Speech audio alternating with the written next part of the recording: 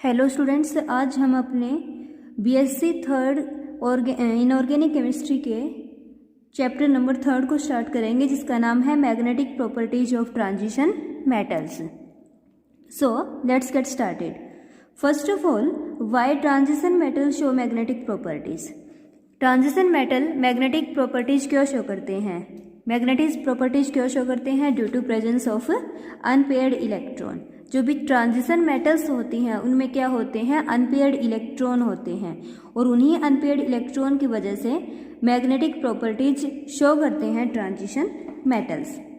For example, आपके पास manganese है, जैसे मैग्नीज है, मैग्नीज के अंदर अनपेयर्ड इलेक्ट्रॉन है। कैसे काउंट करोगे आप? मैग्नीज की इलेक्ट्रॉनिक कॉन्फ़िगरेशन होगी 3d5 4s2। तो मैग्नीज के अंदर D में 5 अनपेयर्ड इलेक्ट्रॉन है। इन अनपेयर्ड इलेक्ट्रॉन की वजह से मैग्नेट शो करेगा magnetic properties. On the basis of unpaired electron, generally transition metal shows 2 types of magnetic behaviour.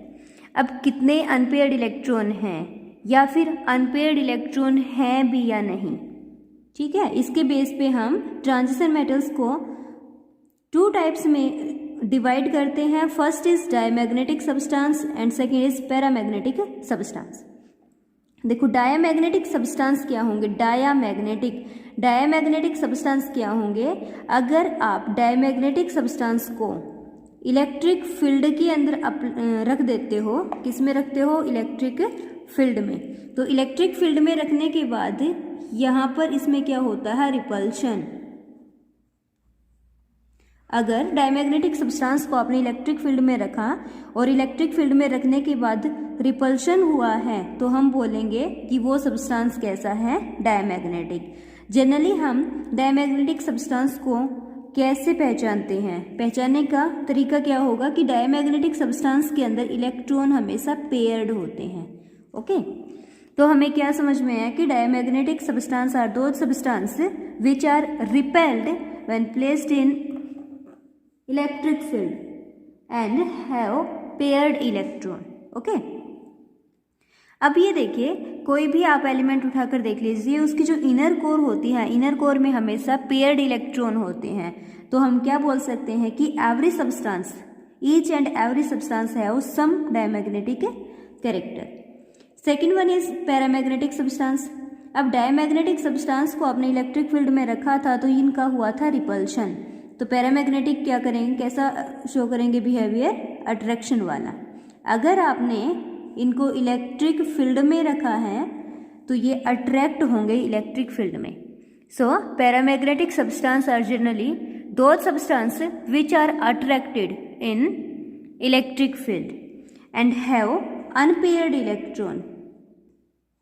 कैसे इलेक्ट्रॉन होते हैं? अनपेयर्ड इलेक्ट्रॉन होते हैं। उन सब्सटेंसेस को हम क्या बोलेंगे? Paramagnetic substance. तो जनरली हमने देखा कि ट्रांजिशन मेटल जो है वो मैग्नेटिक प्रॉपर्टीज शो करते हैं due to presence of unpaired electron. अब अनपेयर्ड इलेक्ट्रॉन है या नहीं, इसके बेस पे हमने ट्रांजिशन मेटल सब्सटेंसेस को डिवाइड किया 2 कैटेगरीज में। First is diamagnetic substance and second one is paramagnetic substance. Diamagnetic substance में हमने बोला कि इलेक्ट्रिक फील्ड में ऐसे सब्सटेंस को रखने से रिपल्शन होता है, साथ में पेयर्ड स्पिन होती है, पेयर्ड इलेक्ट्रॉन होते हैं। पैरामैग्नेटिक सब्सटेंस में क्या होगा? अट्रैक्शन रहेगा, इलेक्ट्रिक फील्ड में प्लेस करेंगे तो, और साथ में इनमें होते हैं unpaired electron. Okay, now what is the origin of paramagnetic moment? Substance paramagnetic क्यों होते हैं, या फिर पैरामैग्नेटिक होने का रीजन क्या है, ओरिजिन क्या है? पैरामैग्नेटिज्म अराइज कहाँ से होता है? Okay, so paramagnetic moment arises from both electrons and nucleons. अब देखिए, आपको ये पता है कि कोई भी जब एटम हम लेकर चलते हैं तो उस एटम के अंदर स्मॉल पार्टिकल होते हैं, इलेक्ट्रॉन, प्रोटॉन और न्यूट्रॉन। आपको ये भी पता है कि जो प्रोटॉन और न्यूट्रॉन हैं, इन दोनों को हम कंबाइनली न्यूक्लियॉन्स बोलते हैं। क्या बोलते हैं? न्यूक्लियॉन्स बोलते हैं, क्योंकि ये दोनों न्यूक्लियस में होते हैं। अब हमने बोला कि जो पैरामैग्नेटिक मोमेंट अराइज होता है, अराइज होने का जो रीजन है ये किसकी वजह से होता है, वो किसकी वजह से होएगा, इलेक्ट्रॉन और न्यूक्लियॉन्स दोनों की वजह से होता है। Both these two are responsible for origin of paramagnetic moments. But जब हम कंपेयर करते हैं कि जो इलेक्ट्रॉन का कंट्रीब्यूशन है टुवर्ड्स पैरामैग्नेटिक बिहेवियर वो 10⁻³ टाइम्स ज़्यादा होता है न्यूक्लियॉन्स के कंपैरिजन में। इलेक्ट्रॉन का अगर हम बात करें जो कंट्रीब्यूशन रहेगा पैरामैग्नेटिक मोमेंट में वो 10⁻³ टाइम्स ग्रेटर होता है किसके कंपैरिजन में, न्यूक्लियॉन्स के कंपैरिजन में। ओके, अब अगर ये 10⁻³ टाइम्स ग्रेटर है तो इसका मतलब ये हम बोल सकते हैं कि जो न्यूक्लियॉन्स का कंट्रीब्यूशन है पैरामैग्नेटिक मोमेंट के जनरेट कराने में ओरिजिन में, उसको हम नेग्लिजिबल मान सकते हैं, इसको हम नेग्लिजिबल मान सकते हैं। तो इसका मतलब ये रहेगा कि जो पैरामैग्नेटिक मोमेंट अराइज होगा वो only due to motion of electron रहेगा। Okay, so contribution of nucleons to magnetic behavior can be neglected and mainly electrons determine the magnetic behavior। तो इसके बेस पे हमने क्या कहा कि इसका मतलब है कि जो मैग्नेटिक बिहेवियर होगा वो मेनली एंड मेनली किस पे डिपेंड करेगा, वो इलेक्ट्रॉन के बिहेवियर पे डिपेंड करेगा। इलेक्ट्रॉन किस टाइप के हैं, पेयर्ड हैं या फिर अनपेयर्ड हैं। Okay, now electron determine the magnetic properties of substance in 2 ways. अब इलेक्ट्रॉन को डिटरमाइन करनी है मैग्नेटिक प्रॉपर्टीज, तो इलेक्ट्रॉन डिटरमाइन कर सकता है मैग्नेटिक प्रॉपर्टीज को 2 मेथड्स के अकॉर्डिंग। कैसे, एक बार देखते हैं। जैसे कि आप लोगों ने अर्थ के बारे में पढ़ा हुआ है कि अर्थ सन के अराउंड भी रिवॉल्व करती है और अपनी एक्सिस के अबाउट भी स्पिन करती है। बिल्कुल सिमिलर वे में इलेक्ट्रॉन जो है वो न्यूक्लियस के अराउंड अपने पर्टिकुलर ऑर्बिट में रिवॉल्व करता है। ठीक है, इलेक्ट्रॉन न्यूक्लियस के अराउंड एक पर्टिकुलर ऑर्बिट में रिवॉल्व करता है, तो ये ऑर्बिट में रिवॉल्व करेगा तो हम बोलेंगे इसकी ऑर्बिटल मोशन। क्या बोलेंगे, ऑर्बिटल मोशन। अब आपको ये भी पता है कि जो इलेक्ट्रॉन है वो अपनी ही एक्सिस के अबाउट क्या करेगा, स्पिन करेगा। तो इलेक्ट्रॉन ने यहाँ पर 2 टाइप की मोशन शो की है, एक तो की है ऑर्बिटल मोशन और दूसरी कौन सी मोशन है, स्पिन मोशन। दूसरी मोशन कौन सी है, spin motion.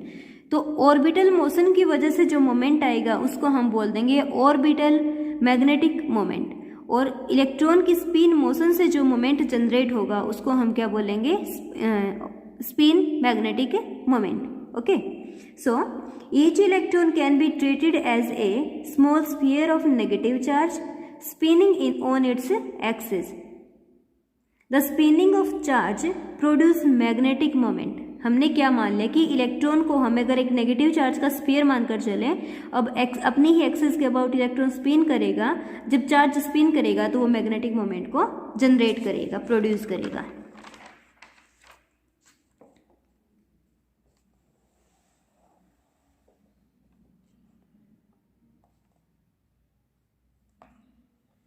Also, an electron traveling in a closed path around a nucleus will also produce magnetic moment like an electric current flowing in a circular loop of wire। बिल्कुल similar way में जो मैंने अभी कहा था कि electron nucleus के चारों तरफ रिवॉल्व करता है तब भी वो मैग्नेटिक मोमेंट जनरेट करता है। किस तरीके से करेगा, जैसे कि मानकर चलो कि आपके पास एक सर्कुलर लूप है जिसमें से इलेक्ट्रिक करंट पास हो रहा है, ठीक है, तो वो क्या करता है, मैग्नेटिक फील्ड को जनरेट करता है। बिल्कुल सिमिलर वे में इलेक्ट्रॉन भी क्या करेगा, मैग्नेटिक फील्ड को जनरेट करेगा। तो हमने देखा कि जो रीजन है, ओरिजिन है पैरामैग्नेटिक मोमेंट का, वो इलेक्ट्रॉन की मोशन है, इलेक्ट्रॉन की स्पिन मोशन और इलेक्ट्रॉन की orbital motion. Now what will be the value off spin magnetic moment. Spin magnetic moment की वैल्यू क्या होगी भाई, ये फॉर्मूला तो हम पहले से पढ़ते आ रहे हैं।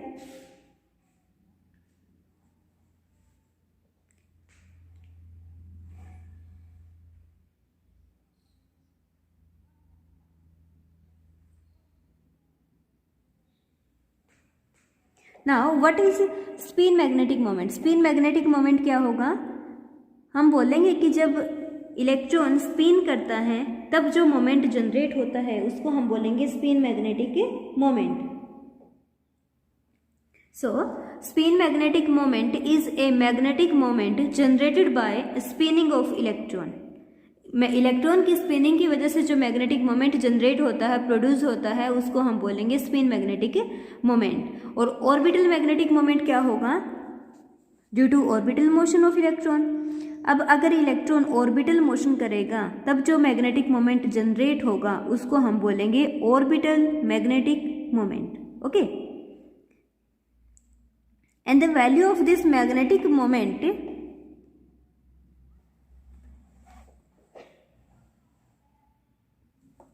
and the value of this magnetic moment of substance are generally expressed in terms of Bohr magneton and it is abbreviated as Bm। Magnetic moment को हम किस में एक्सप्रेस करते हैं? बोहर मैग्नेटोन में एक्सप्रेस करते हैं और इसको हम रिप्रेजेंट करते हैं Bm से। दोनों कैपिटल लेकर चलते हैं, कैपिटल B कैपिटल M। अब देखिए, अगर आपके पास एक इलेक्ट्रॉन है जिसका चार्ज E है, जिसका मास m है, उसके लिए स्पिन मैग्नेटिक मोमेंट की वैल्यू क्या होगी? EH/4πmc। E क्या होगा? चार्ज ऑन इलेक्ट्रॉन, जिसकी वैल्यू क्या होती है? 1.6 × 10⁻⁻19 कूलम, और नेगेटिव साइन लेंगे क्योंकि इलेक्ट्रॉन का चार्ज है।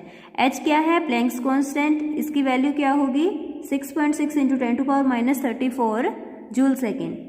पाई 22/7 या 3.14 m, mass of electron that is 9.1 × 10⁻31 kg, and c is the velocity of light and its value is 3 × 10⁸ meter per second.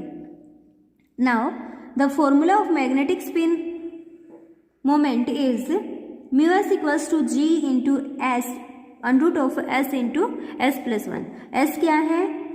Spin, electron की स्पिन क्या है? Spin magnetic moment. ओके, जो हम क्वांटम नंबर पढ़ते थे ना, उसमें से चौथा जो क्वांटम नंबर था उसमें हम स्पिन क्वांटम नंबर बोलते थे, वो एस है। ये जी क्या है? जी को हम बोलते हैं गायरोमैग्नेटिक रेशो, और ये रेशो होता है magnetic moment to the angular moment. So what is G? G is the ratio of magnetic moment to angular moment, और जी को हम बोलते क्या है? Gyromagnetic ratio. नाउ हमने देखा कि जो इलेक्ट्रॉन है वो स्पिन मोशन भी शो करता है, ऑर्बिटल मोशन भी शो करता है। अगर कोई इलेक्ट्रॉन स्पिन मोशन के साथ साथ ऑर्बिटल मोशन शो करता है तो उसमें कितने टाइप का टोटल जो मैग्नेटिक मोमेंट आएगा उसको हम कैसे कैलकुलेट कर सकते हैं? अब देखो भाई, जो टोटल मैग्नेटिक मोमेंट आएगा उसमें कॉन्ट्रीब्यूशन रहेगा स्पिन मोशन का भी और as well as orbital motion का भी। तो फॉर्मूला हमारा हो जाएगा mu S plus L, that is contribution of spin as well as orbital, equals to √4s into s+1 plus l into l+1। s क्या है? स्पिन क्वांटम नंबर, l क्या है? Angular quantum number. लेकिन अगर हम बात करते हैं एक्टिनाइड्स और लेंथेनाइड्स की, तो आपको पता है कि लेंथेनाइड्स के अंदर होता है लेंथेनाइड कॉन्ट्रैक्शन और एक्टिनाइड्स में होता है एक्टिनोइड कॉन्ट्रैक्शन। इन सब कॉन्ट्रैक्शन की वजह से जो स्पिन क्वांटम नंबर s है और एंगुलर क्वांटम नंबर l के बीच में कपलिंग हो जाती है। कपलिंग किस टाइप की हो सकती है? स्पिन स्पिन कपलिंग हो सकती है, ऑर्बिटल ऑर्बिटल कपलिंग हो सकती है, या फिर स्पिन ऑर्बिटल कपलिंग हो सकती है। इस टाइप की जो इंटरेक्शन होती है, इनकी इंटरेक्शन की वजह से एक नया क्वांटम नंबर जनरेट होता है जिसको हम बोलते हैं टोटल स्पिन क्वांटम नंबर, जो कि अपना होता है कैपिटल J। तो अब हम मैग्नेटिक मोमेंट कैलकुलेट करेंगे। फॉर्मूला हो जाएगा आपका G into √J into J+1। Okay, जब कपलिंग होगी तो कपलिंग की वजह से जो मैग्नेटिक मोमेंट आएगा उसका फॉर्मूला क्या रहेगा? ये वाला। अब यहाँ पर G क्या है? G अगेन वही गायरोमैग्नेटिक रेशियो ही है, इसकी वैल्यू होगी 1 + s into s+1 minus l into l+1 plus j into J+1 by 2j into J+1। आप इसको आगे सिंप्लीफाई भी कर सकते हो। सिंप्लीफाई करोगे तो क्या वैल्यू आ जाएगी? 3/2 plus s into s+1 minus l into l+1 divide by 2j into J+1। कैसे आएगी ये? जब हम 2j इंटू J+1 को एक बार तो इस वाली वैल्यू के नीचे रखेंगे, साथ में इसके नीचे रखेंगे, तो यहाँ से ये कैंसिल हो जाएगा, 1/2 बचेगा। 1/2 को जब 1 में ऐड करोगे तो क्या आ जाएगा? 3/2। तो ये हमारा टॉपिक है मैग्नेटिक मोमेंट कैलकुलेट करने का। अब आपको only spin only magnetic moment वाले फॉर्मूला से कैलकुलेट करना है कुछ मैग्नेटिक मोमेंट्स की वैल्यू। इलेक्ट्रॉनिक कॉन्फ़िगरेशन D1 के लिए कैलकुलेट करना है, D2 के लिए, D3, D4, D5, D6, D7, D8, D9 and D10। ये आप लोगों का होमवर्क है कि आपको D1 से लेकर के D10 तक सभी इलेक्ट्रॉनिक कॉन्फ़िगरेशंस का मैग्नेटिक मोमेंट कैलकुलेट करना है with the help of only spin magnetic moment. Formula क्या था इसका हमारा, mu equals to n into n plus 2 under the root. Okay.